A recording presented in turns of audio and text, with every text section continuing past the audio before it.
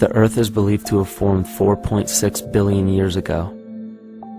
Within the first 150 million years, it began cooling and releasing gases from the lithosphere, which created the earliest forms of the Earth's atmosphere.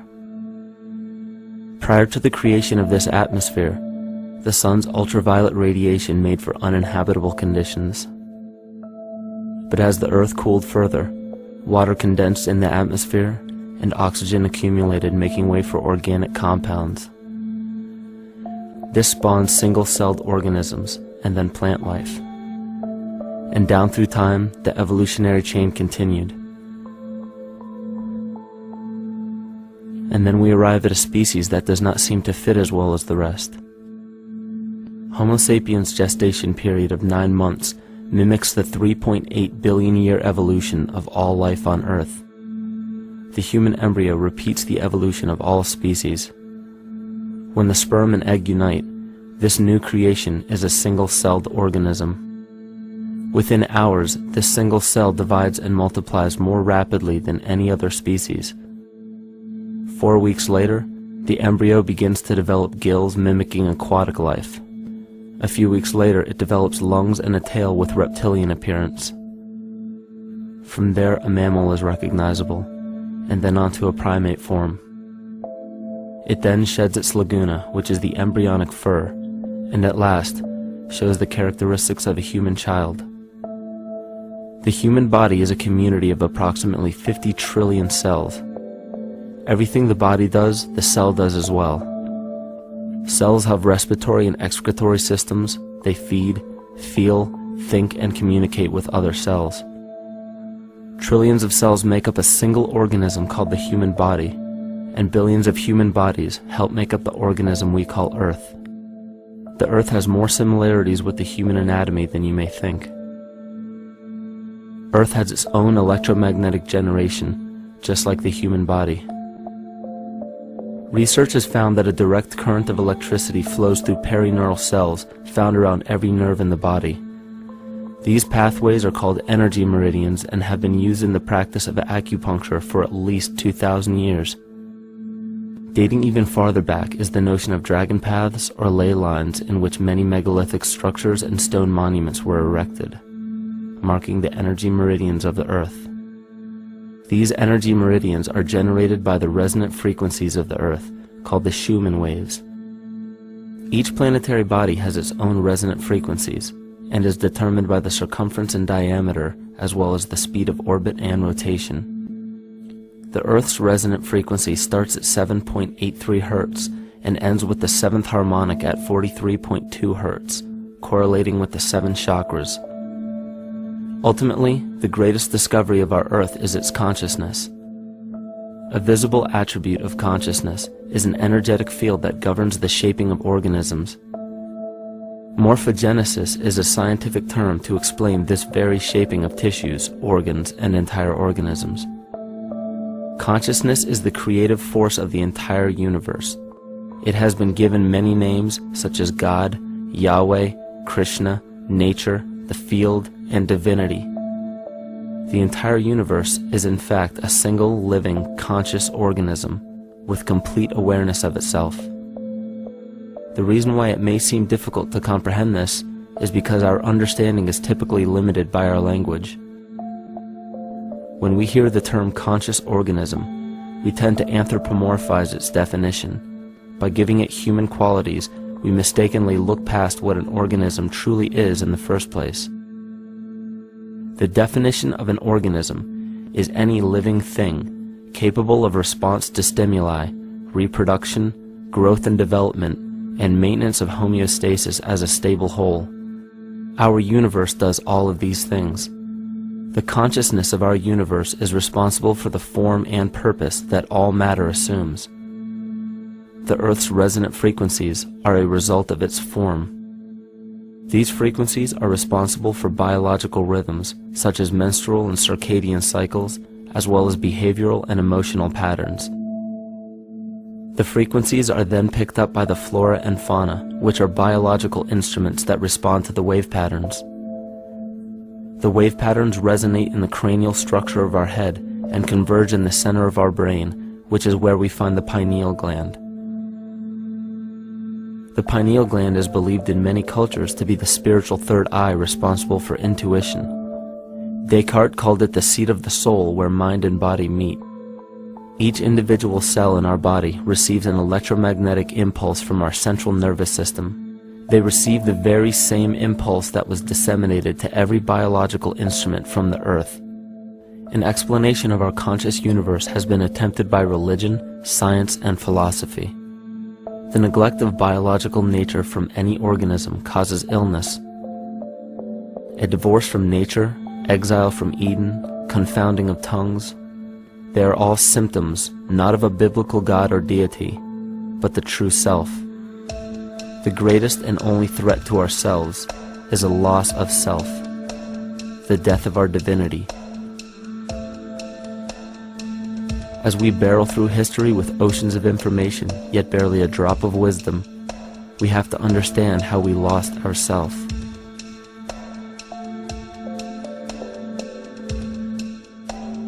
In sacred texts and ancient scriptures left by our ancestors, we find an incredible link between stories of creation, a great flood, the war of the gods, the Messiah dying for the sins of man, end-time prophecies, and similar characters. These correlations show up in myths from cultures that supposedly had no contact with one another due to distance in geography and time. The common thread we find that connects all of mythology has its roots in the stars. One of the most revealing accounts is the battle of the gods in heaven and the ensuing flood. In the Bible, Lucifer rivaled the Lord and was defeated and cast down to earth. In the creation myth of the Enuma Elish, we find a similar story of Tiamat being defeated by Marduk and cast down to the abyss of Apsu. In chaos, Tiamat, the mother of them both, Apsu and Tiamat's waters were mingled together, meaning that the chaotic waters of Tiamat were somehow mixed with the sweet waters of Apsu. Apsu was the Sumero-Akkadian god of the abyss beneath the earth. Tiamat, also known as Lucifer, was known as a serpent or dragon and was defeated by Marduk. Marduk was the father of Nebo or Mercury, and Mercury is the same mythological character as the Zoroastrian Mithra, the Egyptian Hermes Anubis, and the Gnostic Hermes Christos. The most recent version of Mercury, however, is the Archangel Michael in the Bible, who defeated Lucifer and sent him to the abyss of the earth, or hell. This story is steeped in astrological significance in the Bible and in many other ancient scriptures. This leads to an event in history that is recorded by many researchers regarding the cosmic upheaval and historic deluge.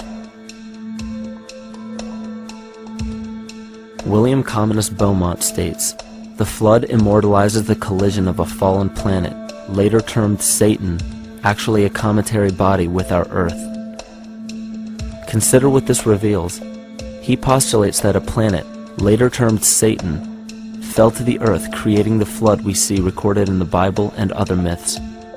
Lucifer, or Tiamat, was a planet known to ancient cultures as the Glistening One, the dragon of chaotic salt waters. The light from the sun illuminated this planet's water, which gave it a glow that rivaled the sun's own light, which is where we hear about Lucifer rivaling the Lord. The Lord in this case being the sun, which sustains and gives warmth to the earth. The planet Tiamat, or Lucifer, was destroyed by a cataclysmic event that hurled the watery planet to the abyss of the earth. In the book of Enoch, it reveals, "And behold, a star fell from heaven, and when it fell to earth, I saw how the earth was swallowed up in a great abyss." The myth of the Ute Indians states, "The sun was shivered into 1,000 fragments, which fell to earth, causing a general conflagration. Then Tawats fled before the destruction he had wrought. And as he fled, the burning earth consumed his feet, legs, body, hands, and arms, until at last, swollen with heat, the eyes of the god burst and tears gushed forth in a flood which spread over the earth, extinguishing the fire."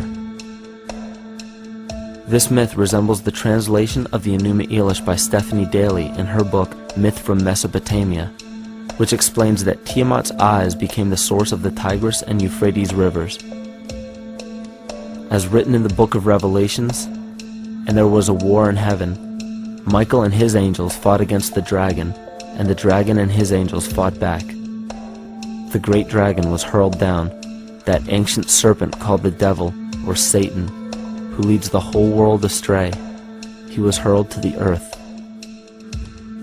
The Roman mythology of Ovid gives the story of Phaeton, which happens to be another name given to the watery planet Lucifer, or Tiamat. This story reveals that Phaeton was a child of the sun and wished to become the sun for a day.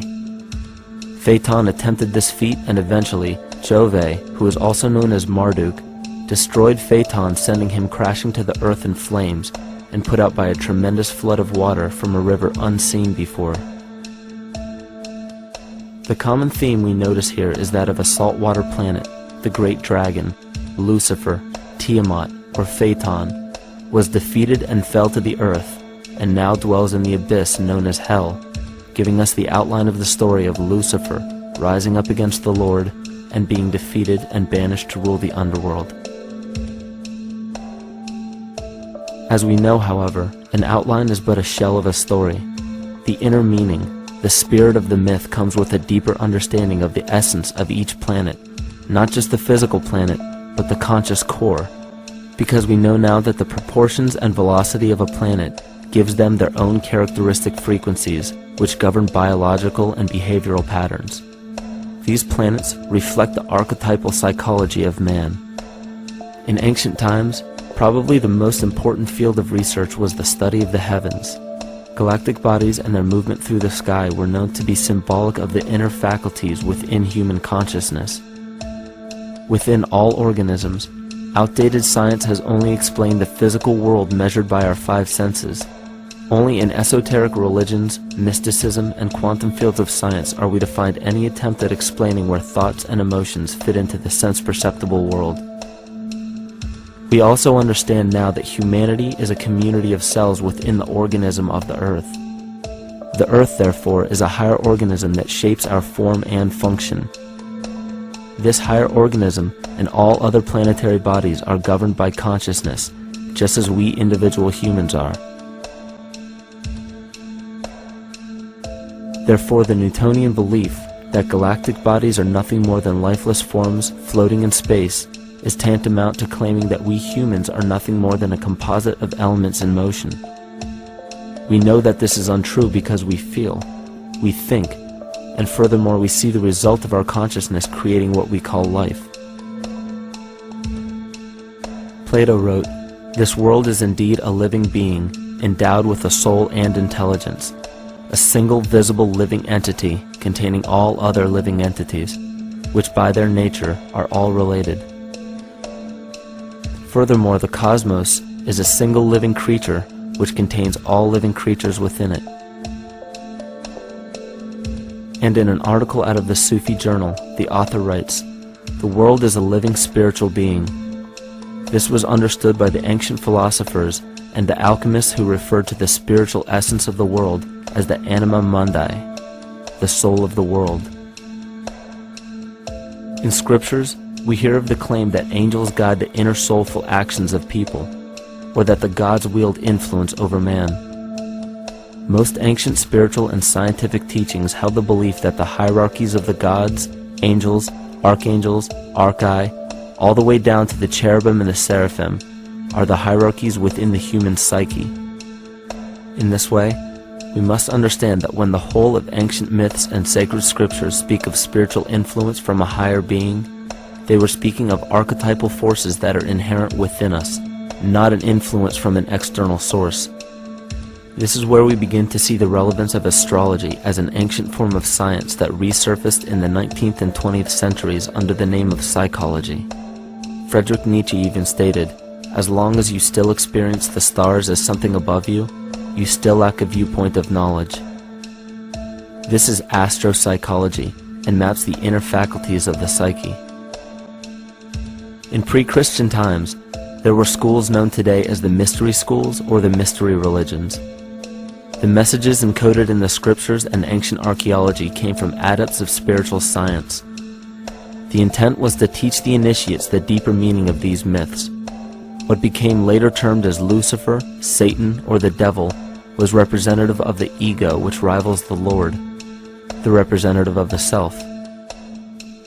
The true self is the epicenter of a person's entire being. It is the total sum of everything that we are. The false ego, on the other hand, is the idea and concept we create about ourselves in the course of our lives, which typically excludes any qualities we don't wish to accept about ourselves.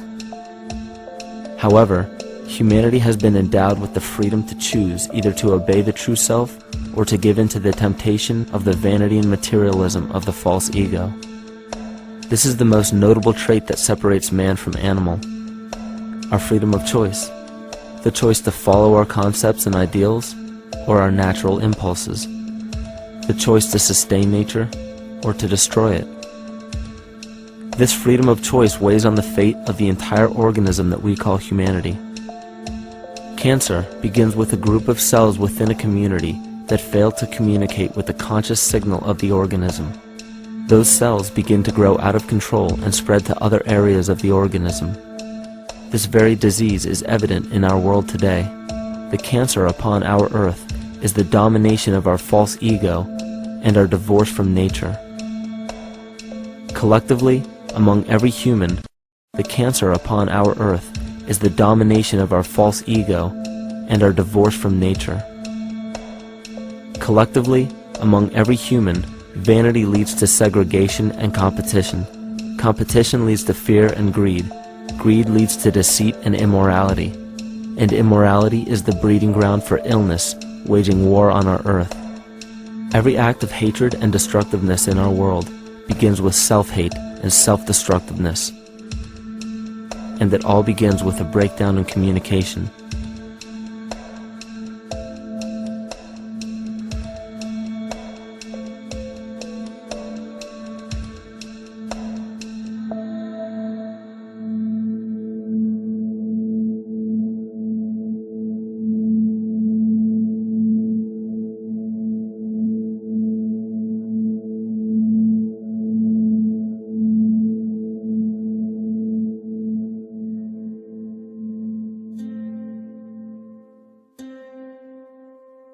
In nature, all that we perceive with our five senses is a result of two fundamental principles.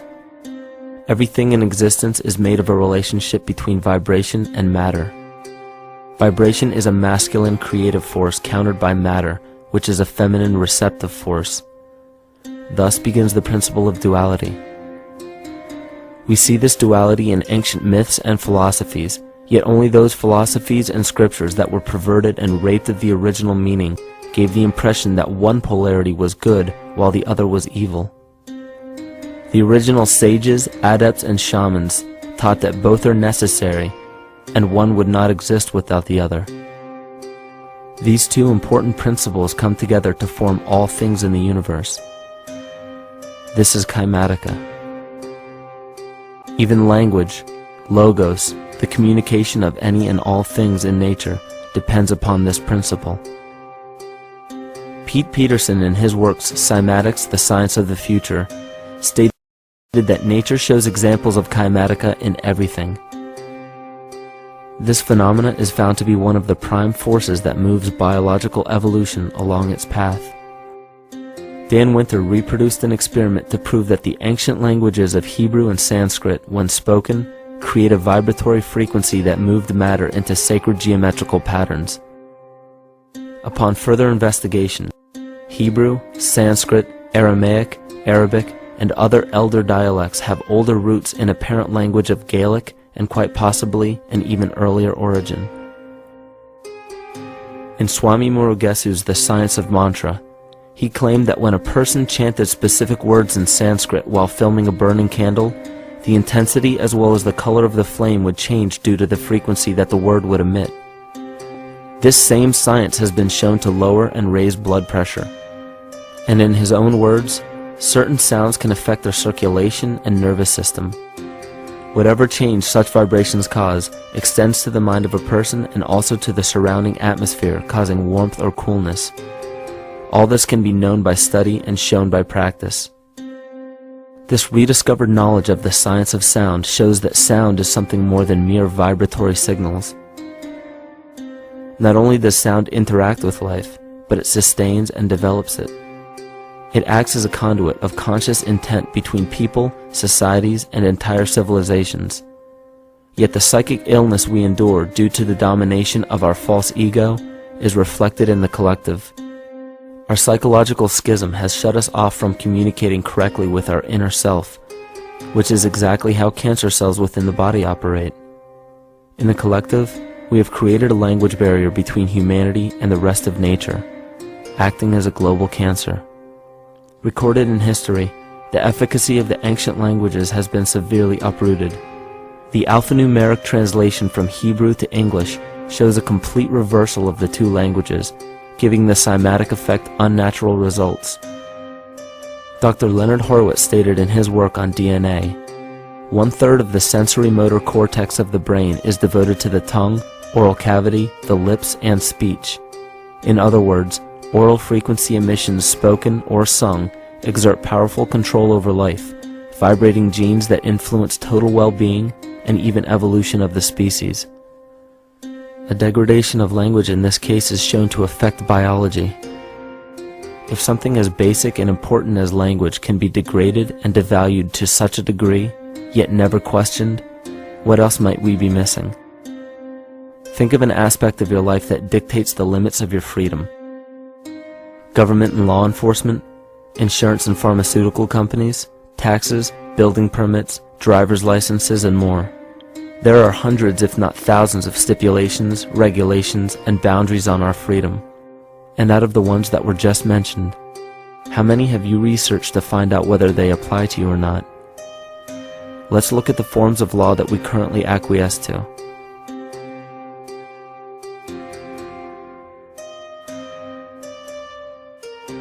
A common misconception among people is that any rule or regulation that governs them falls under one category: law. But there are many other forms of law that people abide by without realizing that they simply do not apply to them. Another misconception is that a nation's constitution gives us our rights. A constitution does nothing more than list the rights that we already have.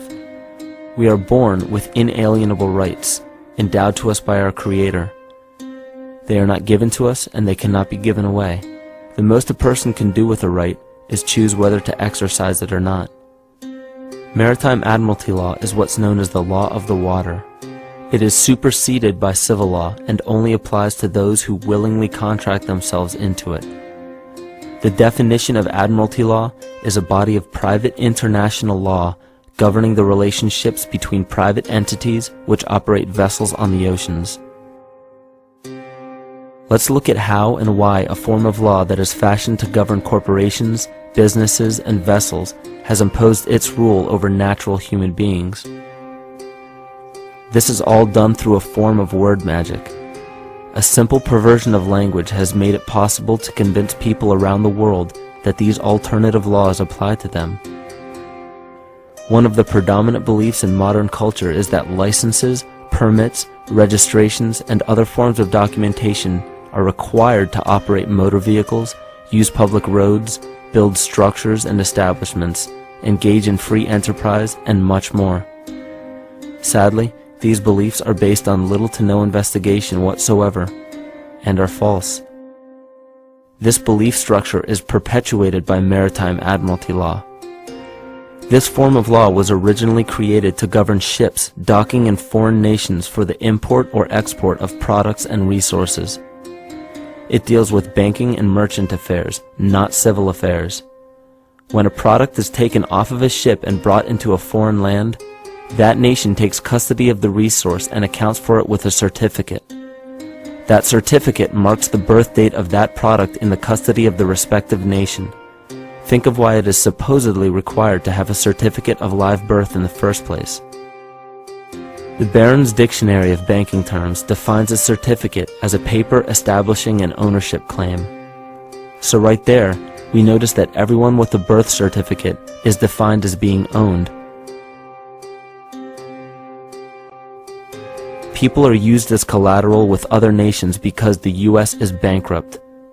The United States declared bankruptcy on March 9th of 1933.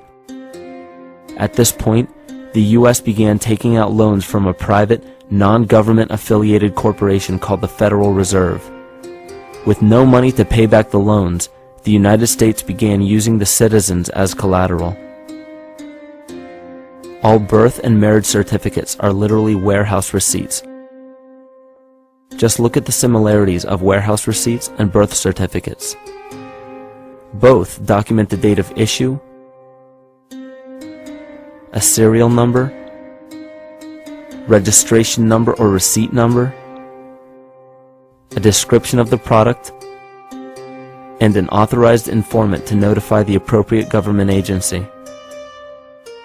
With all of this information being readily available, the majority of people are unaware of their involvement with maritime admiralty law. This is possible through the manipulation of language. This admiralty law changed the meaning of the word person from a natural living person to a corporation. Driver's licenses, vehicle registrations, auto insurance forms, building permits, gun permits, work permits, tax filing documents, birth and death certificates, traffic citations, and many other forms of documentation that were once believed to be absolutely necessary only applied to persons or corporations. Upon signing such a legal document, you are indirectly waiving your rights under the Constitution and lowering your status to that of a corporation that is created with the same exact name as you. The only way to reconcile your true name from the name of the corporation is to take notice that the corporation has its name in all capital letters. This is known as capitis diminutia maxima. You may take notice that your driver's license, birth certificate, social security card, insurance cards, and more use all capital letters to legally represent the corporation with your name, not you. The corporation is known as an artificial person, whereas you, the human being, are known as a natural person. This deception goes even deeper when it comes to the courts that we attend. When showing up to court, you will notice that there are seats for witnesses behind a wooden fence or barrier. The defendant must cross through the entrance to the other side of the barrier where the plaintiff and judge sit. This act symbolizes the boarding of a ship. At this time, business can be conducted in maritime admiralty law. The judge, acting as captain or banker, is responsible for settling the balance between the two sides. This is why there is always a monetary value involved in any court case. The captain is simply dealing with banking and merchant disputes. Once the balance is paid, the case is closed. To turn the court case away from admiralty law where your rights are not protected, you must avoid agreeing to represent the artificial person. This is done by stating that you are the natural person. You don't have a first or last name because those imply corporate title. In a court case, you may state that the court takes judicial notice of your honor's oath of office. Every judge must take an oath of office to practice law, yet you must make it clear to the court and the jury that the judge is acting as judge and not banker.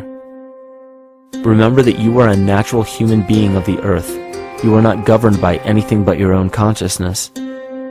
Laws are created within a society. The society that created the laws we see being enforced today is called the Law Society. Yet the most beautiful part of this entire deception is the fact that we are not part of the Law Society, so their laws do not apply to us. Judges, lawyers, and law enforcement officers, they're all part of a society. Within that society, they've created their own language that's deceptively similar to English. They have these little things called statutes, acts, and regulations that seem like laws, but they really only apply to those within their society.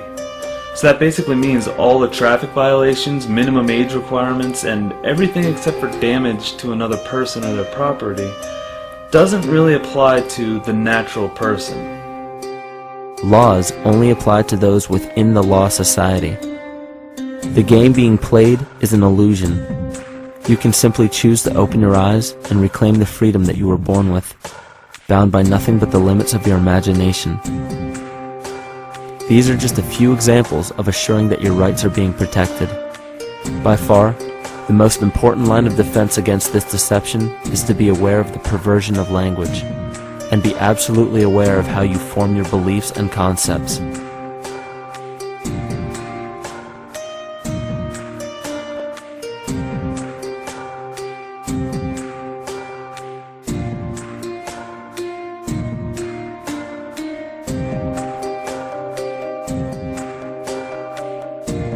In all forms of the perversion of language, there is a mirror reflection of this in the microcosm of the psyche.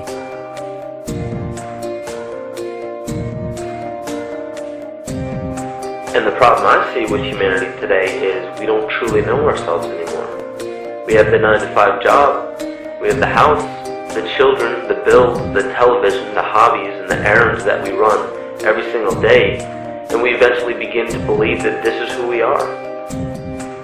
But who are we beneath the job title, beneath the status of mother or father, theist or atheist, Republican or Democrat, black or white, man or woman? Who are we? Who are we deep down inside? We don't know, because every time we hear an answer that we don't want to accept about ourselves, we deny it. We'll pass it off and project it onto somebody else and judge them for it. This is repression. And we see what repression can do to us on an individual level, but what about on a collective level of humanity? What happens when the whole world refuses to see what they truly are on the inside?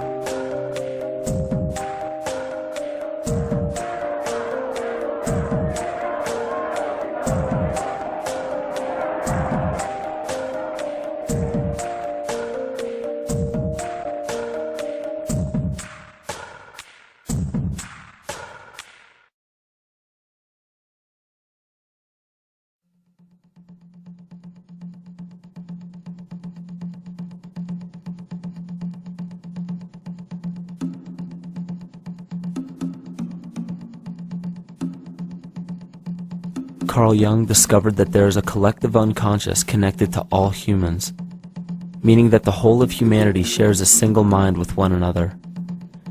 This is evident in the world through accounts of shared mythology and symbols, the study of morphic fields, and with the science of kinesiology. This collectivity is a global example of the unconscious mind of the human body, in which trillions of cells share a similar signal. This parasite, called our false ego, requires a continuous flow of sustenance to survive. Food, fuel, and any other form of sustenance is energy. Human consciousness is an electromagnetic field of energy. When this potential energy is utilized, it then releases kinetic energy, which is used to perpetuate the false ego. This scenario occurs in the smallest parasitic organisms, all the way to a collective organism called humanity. A parasite will release chemicals that cause the host to crave the sustenance that the parasite needs to survive. As long as the host is unaware, it will keep feeding the parasite and starving itself. In a similar way, Wilhelm Reich stated that whole societies suffer from a psychosis caused by starving our organic biological impulses. He states that sexual suppression supports the power of the church, which has sunk very deep roots into the exploited masses by means of sexual anxiety and guilt. It engenders timidity towards authority and binds children to their parents. This results in adult subservience to state authority and to capitalistic exploitation. It paralyzes the intellectual critical powers of the oppressed masses because it consumes the greater part of biological energy. Finally, it paralyzes the resolute development of creative forces and renders impossible the achievement of all aspirations for human freedom. In this way, the prevailing economic system, in which single individuals can easily rule entire masses, becomes rooted in the psychic structures of the oppressed themselves. What Reich was showing in this powerful quote is that on a collective level, the suppression of a natural function, whether biological, spiritual, or emotional, will result in an abnormal reaction, a psychic disease.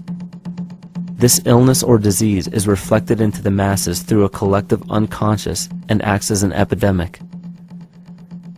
Humanity is plagued with an incapacity for freedom, meaning that people en masse lack the ability to govern themselves on a psychic level, and this manifests in the macrocosm as government and organized religious powers. thus opening the throne, our national and individual throne, to anyone and anything.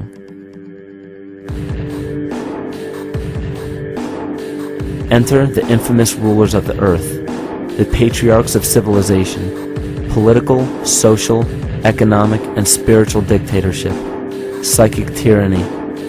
This simple illness within our psyche, this lack of responsibility and neglect of basic human freedom, has made way for every tyrant that has ever held rule over people on this planet.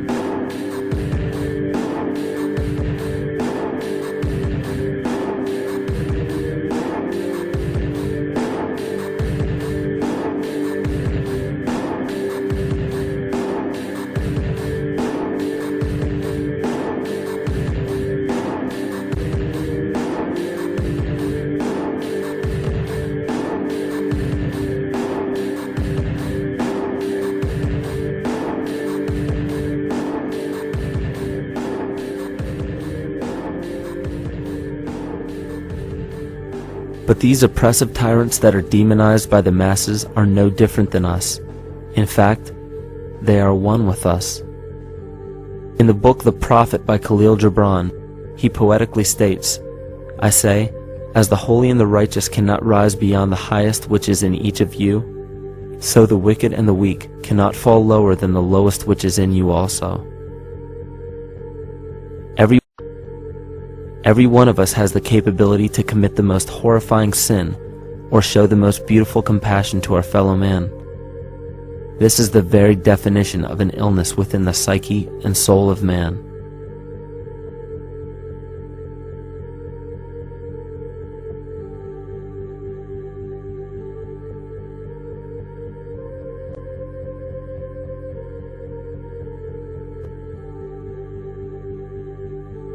Think of any position of power that you believe to be above you.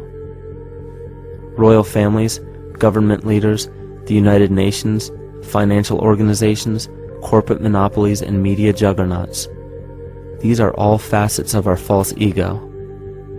They are the physical advent of our own sickness. They require our conscious participation, our conscious energy to survive. Because without our cooperation, without supplying them with the sustenance of complicity, they starve. Their very nature depends on our desire to be ruled, and a typical symptom of the illness among humanity today is our continuous denial of our illness. Repression. We consistently repress those qualities we choose not to accept about ourselves. This is why it is so difficult to see the false ego and its multiple manifestations for what they truly are.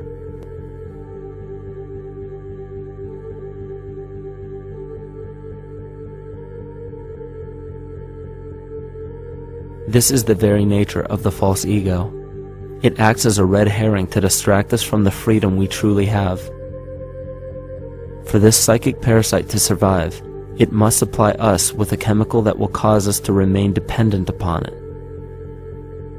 In this case, the sustenance is our conscious energy.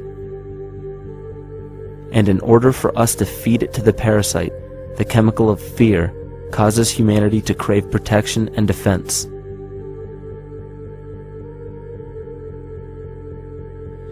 The functions of the body to survive can be broken down to two basic functions for any organism to survive. You have to be able to grow, maintain yourself, take care of your biology, but you also must be able to protect yourself, so that if you're just growing and you can't protect yourself, you'll become food for something else. So the survival involves a balance between growth and protection. Through the history of human civilization and through human evolution, we recognize that our nature is to be in a state of growth, and that our protection is only supposed to be used to, help us out of that threatening moment.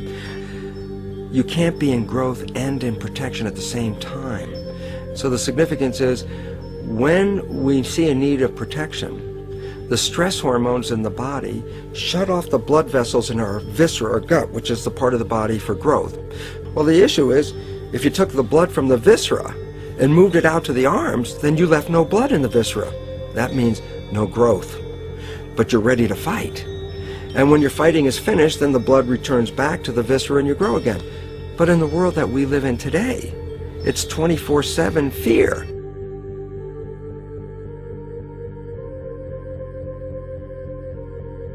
So we have a continuous dripping of that stress hormone into the body. It's just dripping all the time, getting us ready to run or fight or flight at any moment at the drop of a hat. We're ready to go because we're on guard.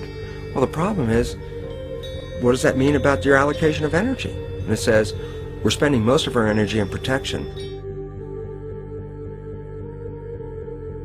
You cannot survive if you're in protection all the time.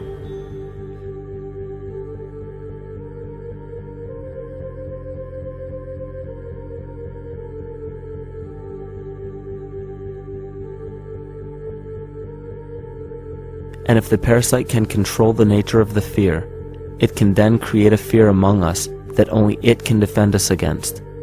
A recent physical manifestation of this comes from Zbigniew Brzezinski, former Secretary of State who also supported President Barack Obama. In his book, The Grand Chessboard, he states, as America becomes an increasingly multicultural society, it may find it more difficult to fashion a consensus of foreign policy issues, except in the circumstance of a truly massive and widely perceived direct external threat.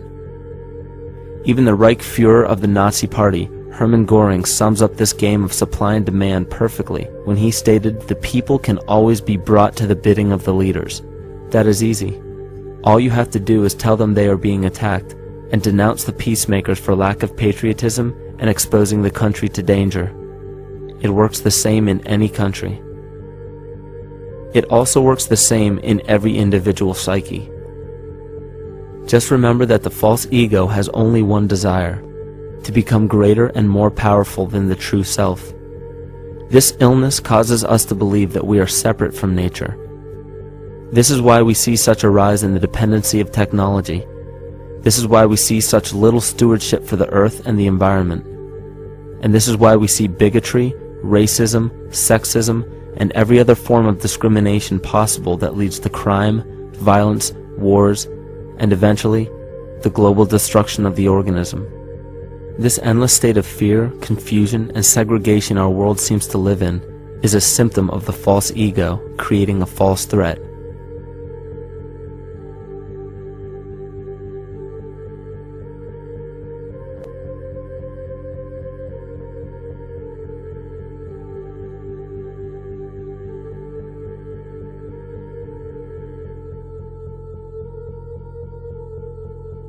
Many of the United States presidents have blood relations with each other. The Bush lineage has blood ties to a great number of former presidents. George Washington, Millard Fillmore, Franklin Pierce, Abraham Lincoln, Ulysses Grant, Rutherford Hayes, James Garfield, Grover Cleveland, Teddy Roosevelt, William Taft, Calvin Coolidge, Herbert Hoover, Franklin Roosevelt, Richard Nixon, and Gerald Ford. Michael Tessarion points out in his work that Bush is closely related to every European monarch on and off the throne, and has kinship with every member of Britain's royal family. Bush's family tree can be documented as far back as the early 15th century. He has a direct descent from Henry III and from Henry VIII's sister Mary Tudor. He is also descended from Charles II of England. And we also find that George W. Bush is a direct descendant of Godfrey de Bouillon. Godfrey was the first king of Jerusalem after he recaptured it from the Saracens, which was the name for the Islamic faith during the Middle Ages. It is interesting to note that the current occupation of the United States in the Middle East was re-established by the same family, George Bush Sr. in 1991, and again by George Bush Jr. in 2003. George Bush Jr. is then found to be a cousin to both opposing candidates of his 2 terms in office, Al Gore and John Kerry. Democratic President Barack Obama also has blood ties with George W. Bush, as well as Gerald Ford, Lyndon Johnson, Harry Truman, James Madison, and the British Prime Minister Sir Winston Churchill. On the opposing side of the 2008 presidential ballot, John McCain is descended from Robert the Bruce, King William I of Scotland, and also Godfrey de Bouillon. Probably one of the most interesting facets of the bloodline relations is the fact that The whole British royal family has descent from the Muslim prophet Muhammad through the Arab kings of Seville. This bloodline was passed through the kings of Portugal, Castile, and eventually down to King Edward IV. And this is a very, very different story from what you hear the media pumping out every day, being this idea of lineal superiority. It's completely debunked according to the foremost authority of aristocratic lineage, Burke's peerage. And this just goes to show that there's the true story, and then there's the manufactured illusion, the front that's given to the public.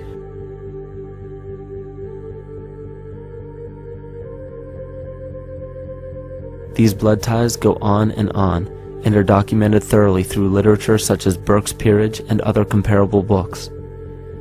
The point of all of this is that we find not just the same people, but the same intent within the people who have held high positions of monarchy, dynasty, aristocracy, and democracy in the past and present, and they are all related by a physical and symbolic link.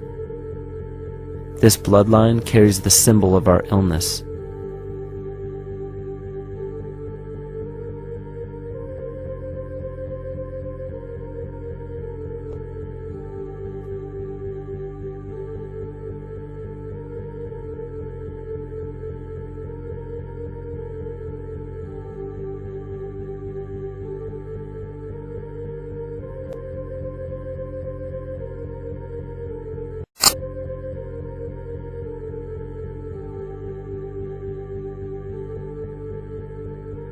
The symptoms of our psycho-spiritual illness are the wars, terrorist attacks, artificial or man-made disasters, and leader figures. As long as the people remain oblivious to their inner drives and inner nature, they will always fail to recognize why these events take place and why these figures rise to such powerful positions. The reason why we have failed for thousands of years to conquer these archetypal rulers permanently is because for thousands of years we have been fighting the symptoms of an illness and not the root cause. For every corrupt government that falls at the hands of a revolutionary, oppressed people, 2 more will rise in its place every time, because the root cause of a corrupt government does not exist in the individual leading that government. It exists within the psyche of every individual, because an unaware host to a deadly parasite will do anything to avoid accepting his own incapacity for freedom.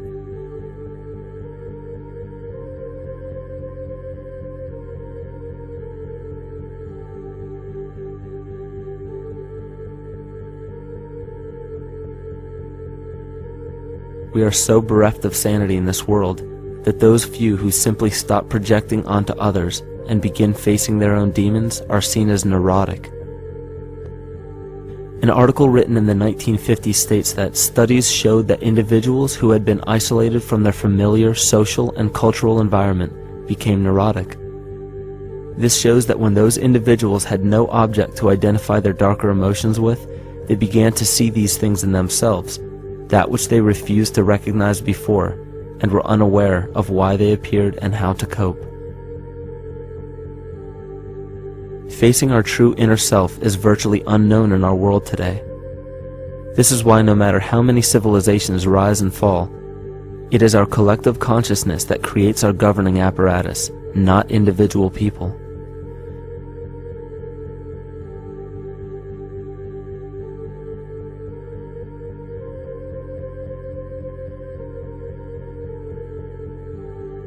And after countless attempts, you would imagine that people would realize that a physical retaliation may not be the solution.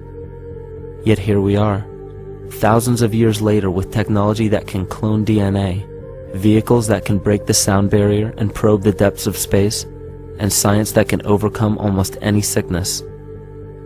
Yet we still fail to take notice to the importance of thoughts and consciousness. This is the very definition of insanity. And every single one of us is responsible for this psychic epidemic, because we're killing the messenger and paying no attention to the message.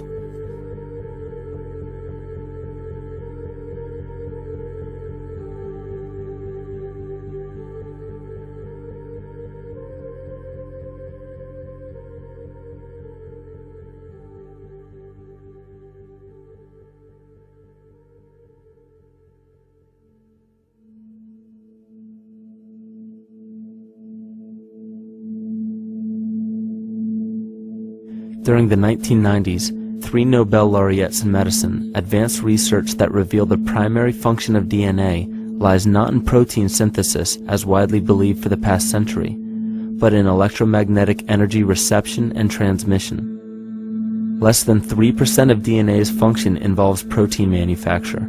More than 90% functions in the realm of bioacoustic and bioelectric signaling. So why is it important to know that DNA functions in bioelectric signaling? HeartMath Institute has discovered the heart and brain maintain a continuous two-way dialogue, each influencing the other's functioning. Although it is not well known, the heart sends far more information to the brain than the brain sends to the heart, and the signals the heart sends to the brain can influence perception, emotional processing, and higher cognitive functions. The heart also generates the strongest rhythmic electromagnetic field in the body, and this actually can be measured in the brainwaves of people around us. We are quite literally an electromagnetic expression of our highest cognitive function. The behavior of electromagnetism is evident throughout the world as dualism.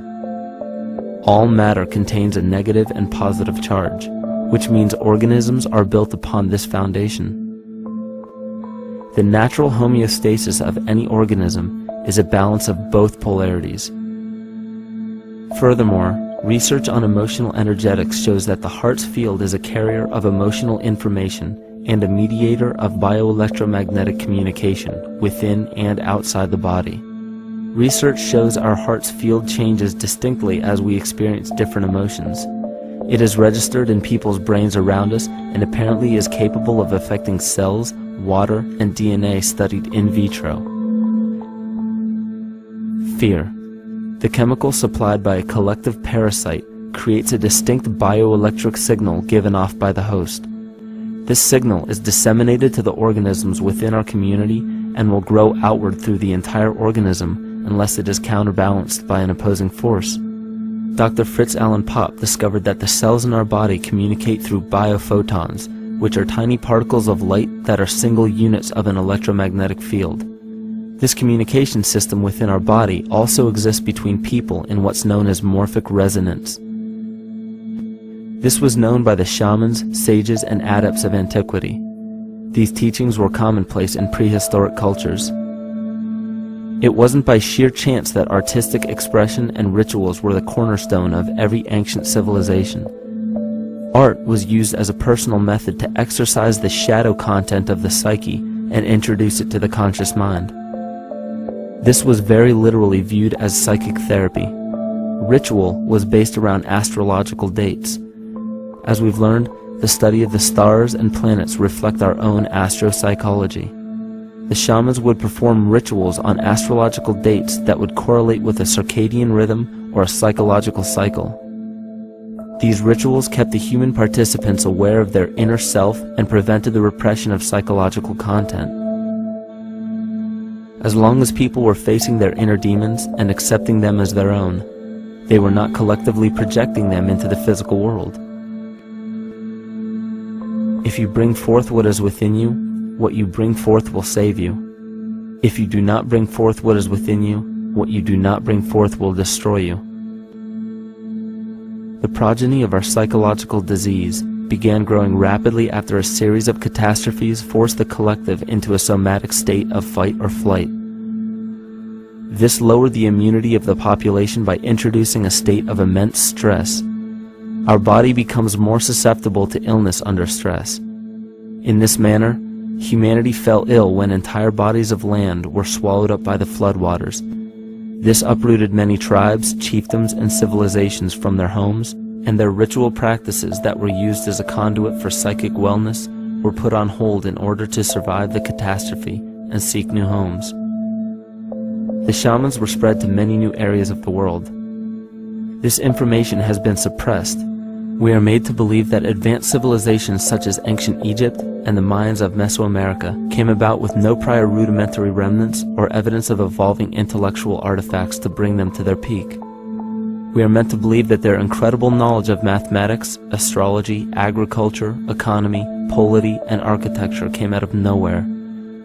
This leads many researchers today to the understanding that the origins of these civilizations have been suppressed. Not surprisingly, the force that has guided the suppression of this knowledge comes from the exact bloodline of the political and religious leaders stated previously. These are some of the notable book burnings and suppression of important texts in our history.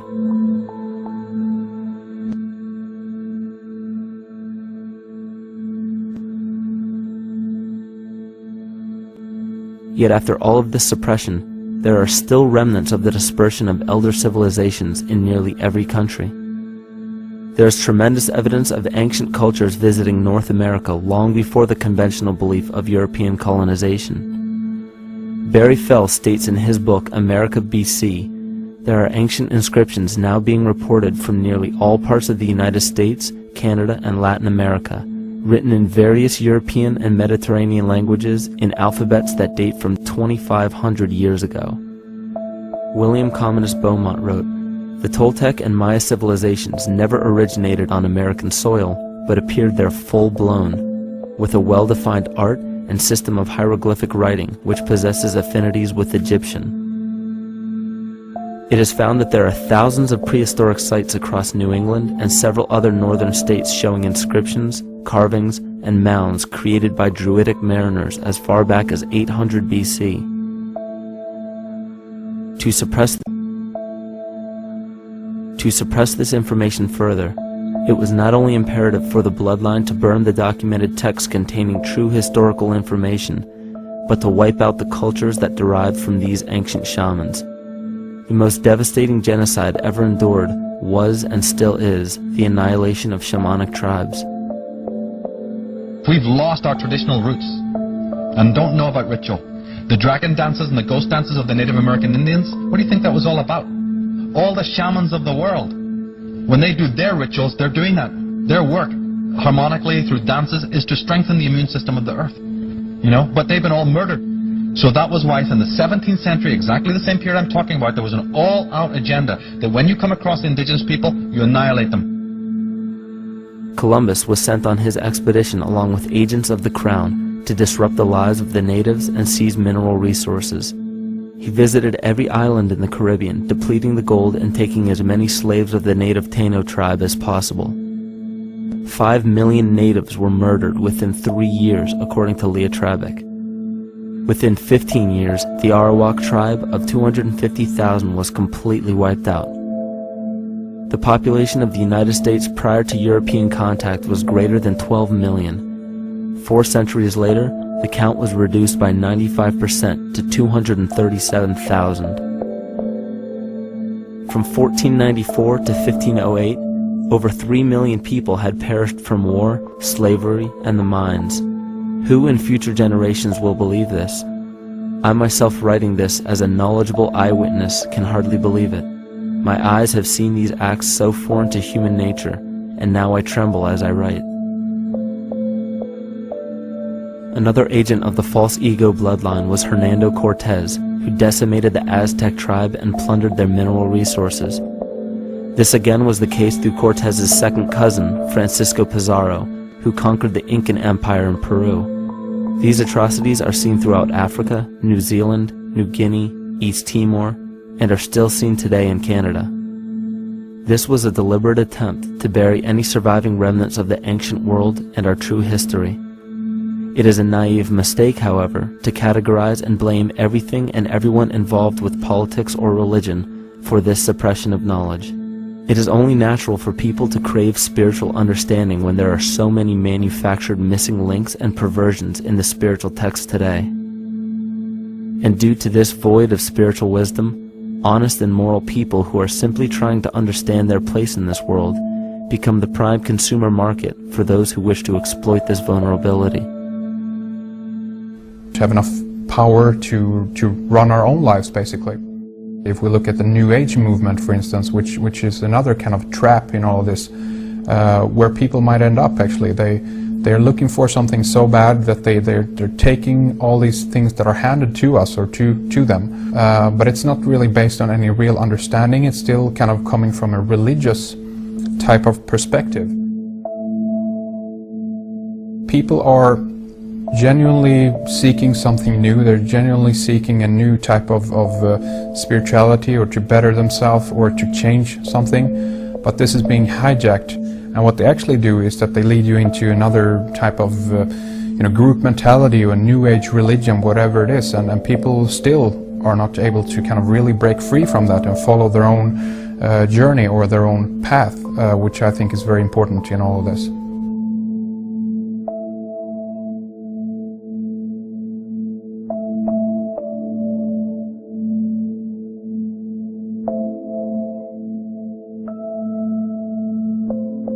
In the pre-Christian era, there were several cults of incredible power, most notably the stellar, solar, Saturnian, lunar, and mushroom cults.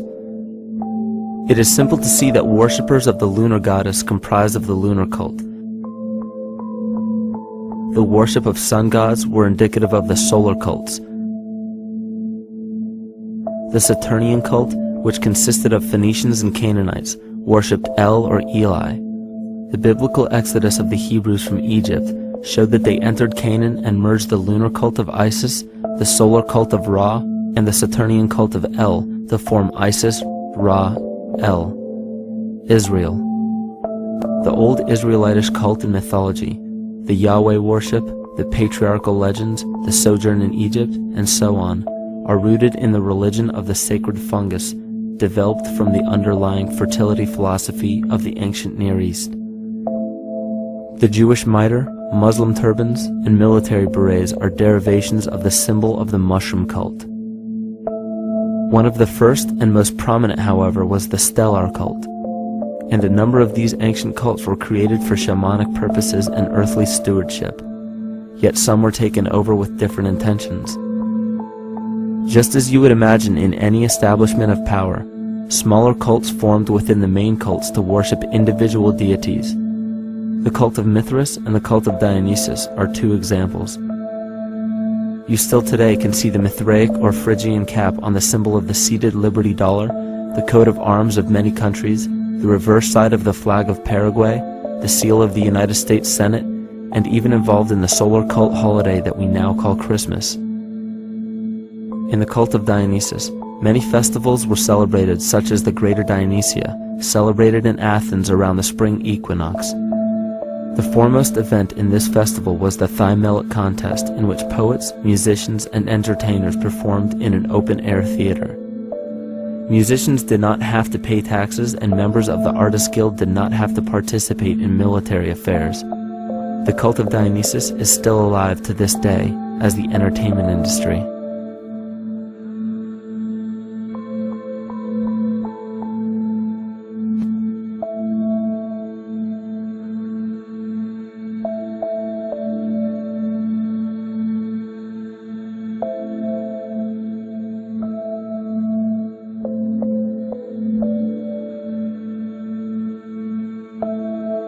These cults still exist in many important positions of power throughout the entire civilized world.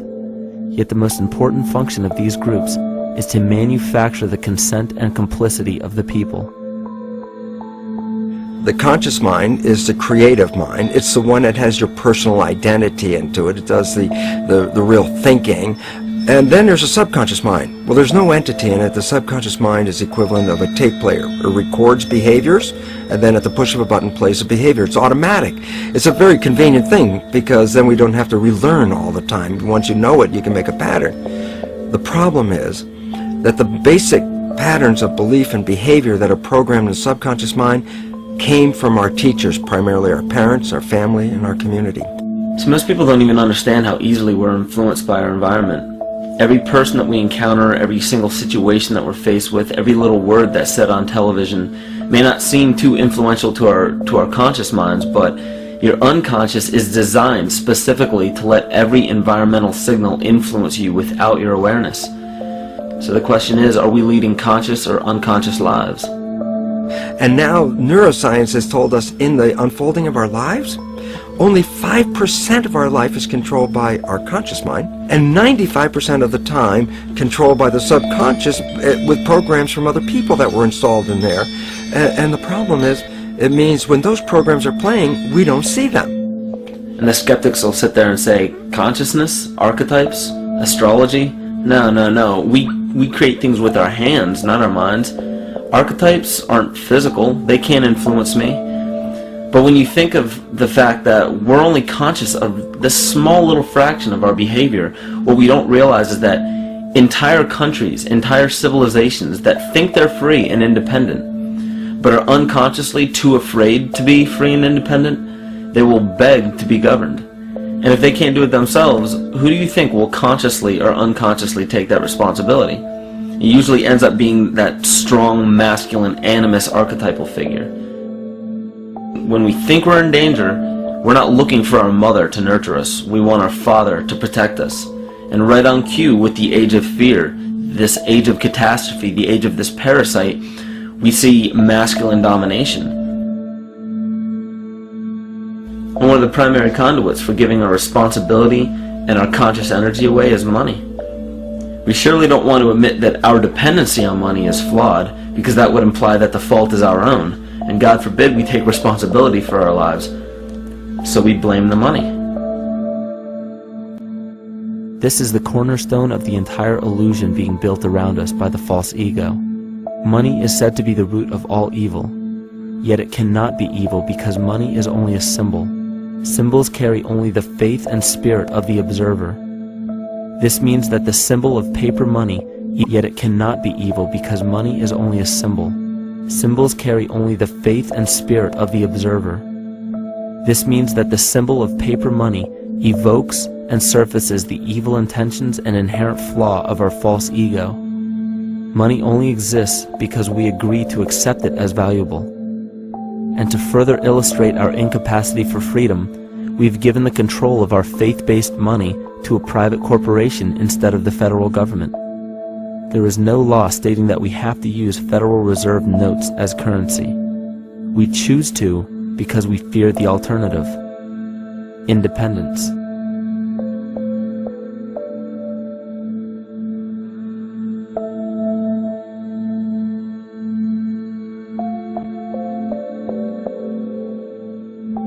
But it's not even really about money, it's about energy, because money is simply this material thing that allows billions of people to crave just one thing and put their energy into the same thing. It's not the plasma TV or the house or the lifestyle or the job or the significant other or the status that we're really after, because we know that we're empty. These people feel sadness and loneliness and void just like anybody else, and they either want to fill that void with materialism because they think that that'll make them feel better, or they want to sedate the void feeling with material possessions. So it all comes back to this feeling of having to put our dependency into an external source, something that we have absolutely no control over. What we're seeing right now is with all the competition of each other destroying each other, wars, competing for material existence, raping the planet and tearing it apart to get some pieces of it to hold in your hands and say you won the game. Every one of those moves is destructive not just of the planet but of human civilization, because human civilization will thrive with cooperation and will die with competition. And if you operate from these truths, then you end up with the extinction that lies before us. You see, we all have demons, so to speak. We all have inner demons in our lives, but we expect to see devilish monsters or dark apparitions when you think of a demon, kind of like what you'd see in the cinema. But our demons are really the people in our everyday lives, the people that we argue with, the people that we envy or hate, the ones we physically or emotionally harm in some way, shape, or form.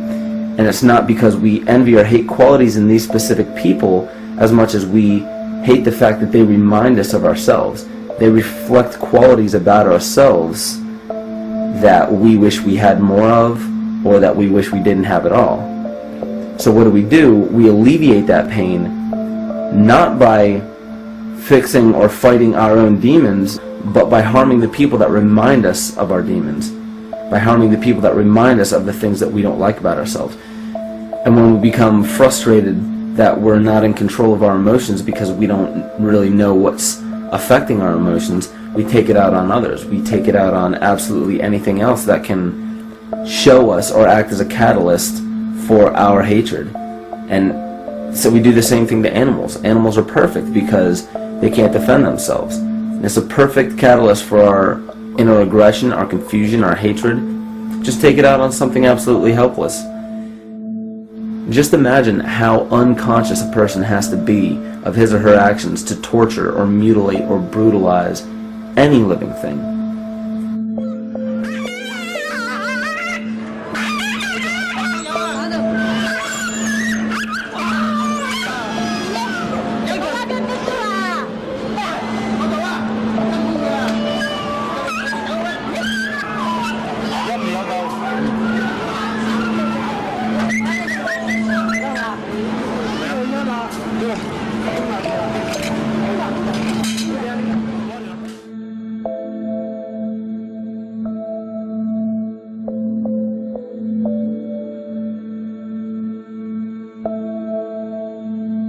His goat's down, and he'll be here, and we can. Ouch! Come on. Ooh, he bit you. Look at his tail. Is it common with the kids, maybe? He's a big guy. That's a real. Think of the lack of compassion you must have towards life in general to be able to feel no semblance of sympathy towards entire populations, let alone just individuals or individual animals, entire populations of species that are bred specifically for the purpose of commodity. But I'll tell you what's even more dangerous is not so much the people carrying out this cruelty, because that's already been established. That form of hatred and cruelty has already been established and it's already known. What I'm really worried about is the people who are against inhumanity, the people who are against animal cruelty and feel self-righteous enough to think that it's justified to inflict harm or even wish harm on these people. Because those are the people who take unconscious cruel behavior to a whole new level of conscious cruel behavior that's perfectly acceptable in their minds, because they feel that it's their job to bring other people to justice, like they're an authority figure of some sort. Those are the people who will have a much harder time figuring out why they harbor so much inner hatred and resentment. They don't seem to realize that it's just another form of the same exact hatred. So to keep from facing our inner demons consistently, what do? When we begin to realize, hey, wait a minute, maybe it's not alright to inflict harm on any other living thing, then the ego has to come up with a more esoteric form of cruelty to trick us into displaying the same form of self-hatred, the same indignant attitude, but just in another way and towards another group of people. But the emptiness will always find a way back in, and people will always start to feel restless again, no matter how many times they transfer blame to yet another person or yet another group. We need chaos in our lives. We crave destruction. We beg for catastrophe. Because if we don't have these things to act as a form of exorcism or a catalyst for us, we start to notice these things in ourselves, and that's what we don't want. You see, we can deal with wars. We can deal with terrorism. We can deal with stock market collapse and economic collapse. We can deal with these things. But once we start to notice this chaos within ourselves, that's what we're really afraid of. We'll take 1,000,000 September 11ths over one moment of true insight towards our self-hate.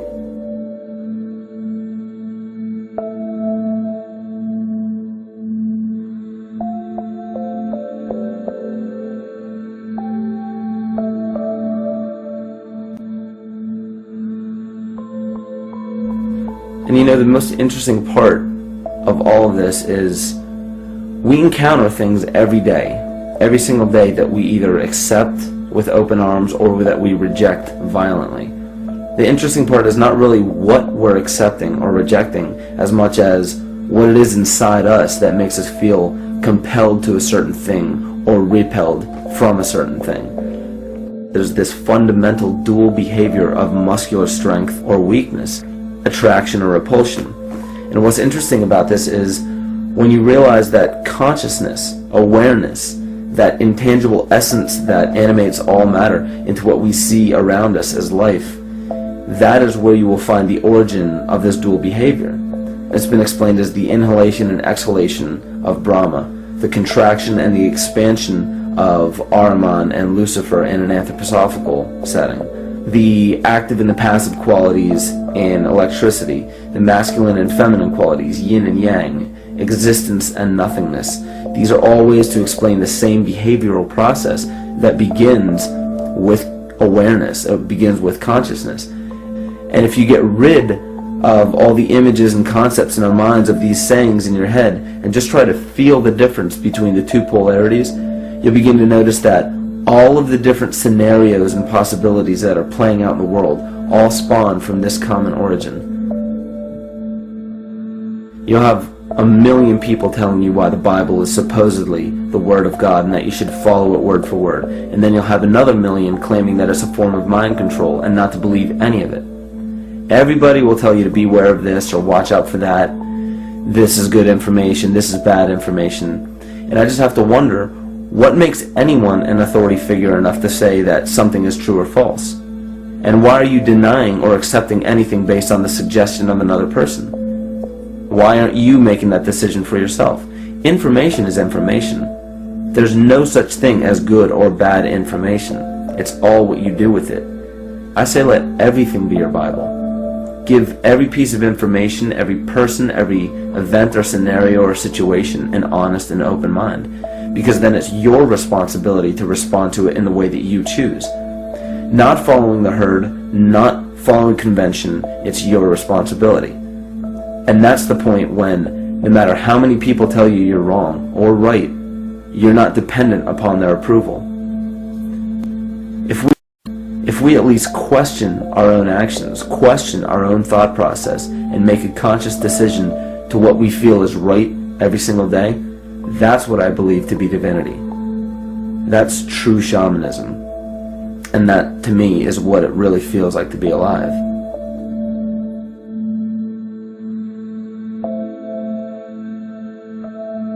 In this conscious, living universe, there are no laws of nature, just habits.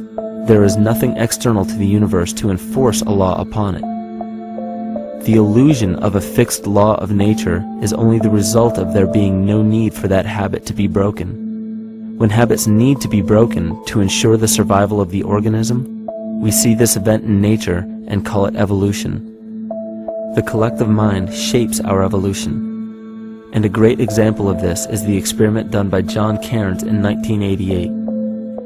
His team put lactose-intolerant cells in an environment with only lactose for food. Under a law of nature, every one of these lactose-intolerant cells would have died. But surprisingly, they all survived. Every one of them understood the problem that they were facing and replaced the defective lactase enzyme with a functioning one to utilize lactose for food. If a cell has the ability to decide how and when to evolve because it's facing extinction, then anything can. The existing beliefs are that a human body is a biochemical machine controlled by genes, and therefore the behavior, emotions, and character of our biology, our health, our lives are controlled by genes which we don't control. So this is what we taught people. You're a victim. Genes control your life. You didn't pick them. You can't change them. The genes you end up with program what's going to happen. My experiments on stem cells, which I started in 1967, I'd isolate one stem cell, put it in a petri dish, and then it would divide every 10 hours. So I took all the cells, split them up into 3 groups, and then just put them in 3 petri dishes. And then I changed the growth medium, the constituents of the environment, in each of the 3 dishes. In one dish, the cells form bone. The second dish, they form muscle. In a third dish, they form fat cells. What controlled the fate of a cell? And the first thing you have to say is, well, wait, they were all genetically identical when they were put in a dish. So obviously the genes didn't control it because they all had the same genes. What was different was the environment. And all of a sudden in my career, it said, oh my gosh, here I am teaching genes control life, and the cells are telling me genes respond to life.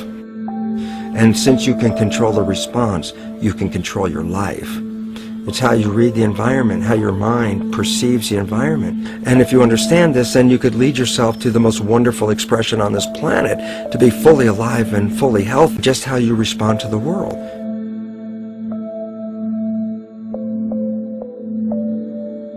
In the face of financial collapse across the world, political and religious wars raging tirelessly, and an ever-growing feeling of being lost and void of meaning, there is a great amount of energy being pushed to the surface of the collective mind. Evolution does not come about gradually. It happens in spurts and fits, and comes about due to a tremendous need for the organism to survive. We are now at a point in history where we will choose. We will choose to become sovereign or remain dependent, to face our true self or continue fighting a ghost, to become well or allow this disease to grow, to live or to die. The choice is yours.